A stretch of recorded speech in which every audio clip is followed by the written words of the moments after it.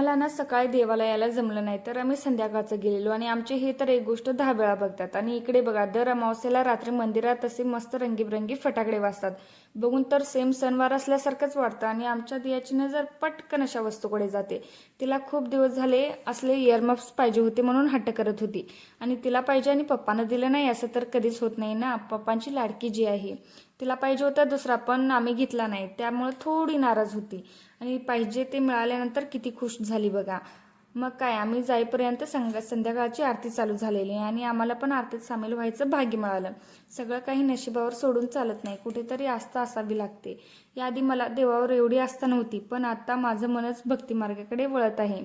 भक्तीत जे सुख आहे ना, ते दुसऱ्या कशात पण नाही. त्यानंतर देवाचं दर्शन घेतलं आणि आम्ही प्रत्येक वेळी थोडीफार वेळ का होईना मंदिरात बसतोच. त्यामुळं मन सुद्धा प्रसन्न होतं आणि मनाला शांती सुद्धा मिळते. आणि दिया बघा, ते घेतल्यापासून तर कानाला घालूनच होती. संध्याकाळचं पण आवरायचं होतं म्हणून लगेचच परतलो. भेटूया पुढच्या व्हिडिओमध्ये, तोपर्यंत बाय.